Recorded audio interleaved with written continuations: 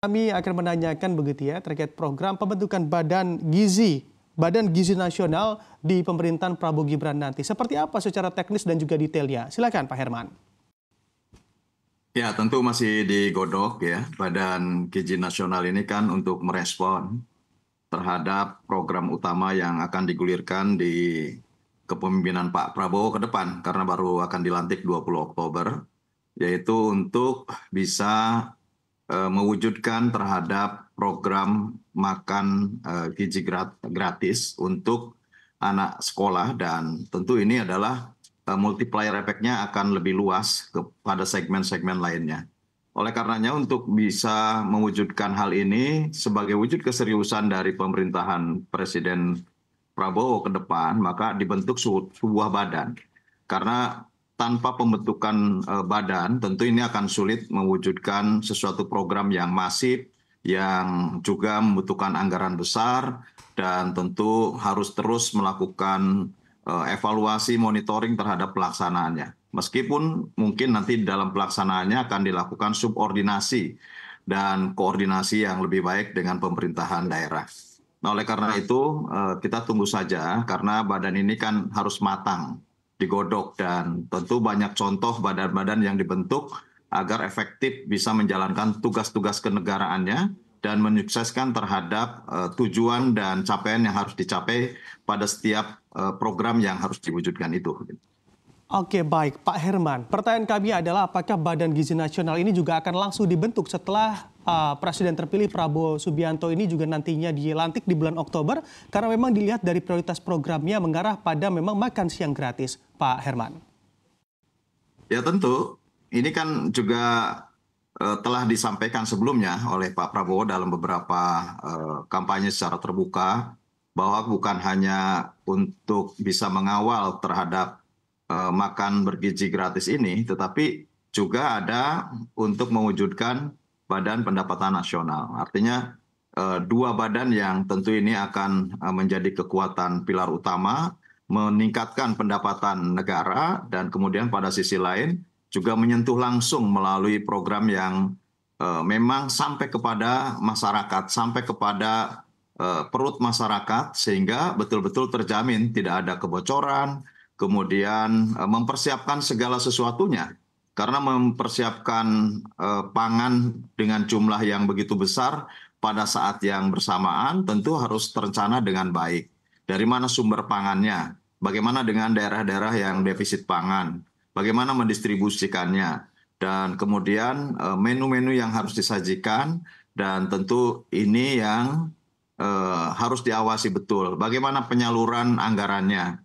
Pada tingkatan apa, pada level apa tentu harus dilaksanakan. Siapa sesungguhnya nanti yang harus melaksanakan di tingkat bawah, paling bawah.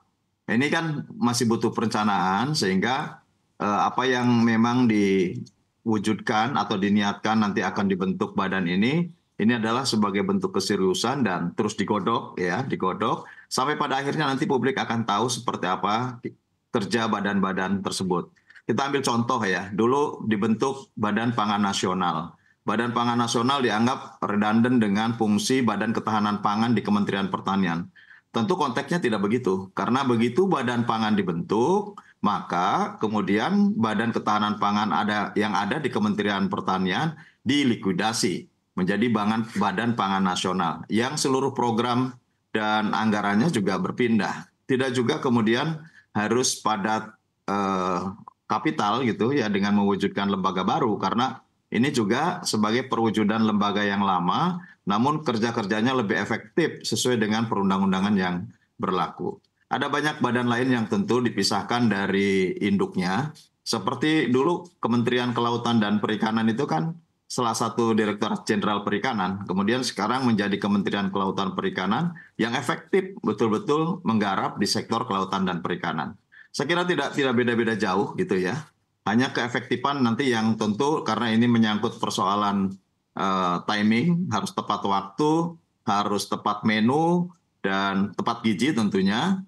Dan kemudian juga jangan terjadi kebocoran-kebocoran pada waktu anggaran ini diturunkan pada level pelaksanaannya.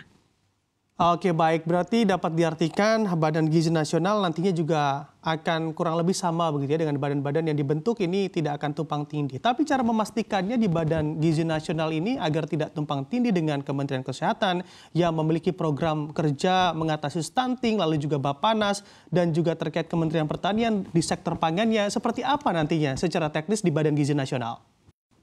Ya, nanti kan ada Menko yang mengkoordinasikan ya. Ada Menteri Koordinator yang mengkoordinasikan seluruh program. Misalkan Badan Pangan Nasional kan lebih condong kepada bagaimana penyediaan terhadap kebutuhan konsumsi secara nasional. Mereka harus membuat neraca pangan, menjamin bahwa tidak ada dalam waktu tertentu masyarakat kekurangan pangan. Pangan yang mana tentu juga pangan-pangan strategis yang ini menjadi kebijakan ya, harus disiapkan. Nah, termasuk nanti bagaimana Badan Pangan mempersiapkan kebutuhan bahan pokok. Tadi yang saya katakan bahwa kan tidak semuanya, misalkan wilayah-wilayah yang surplus pangan dengan wilayah yang minus, yang defisit pangan.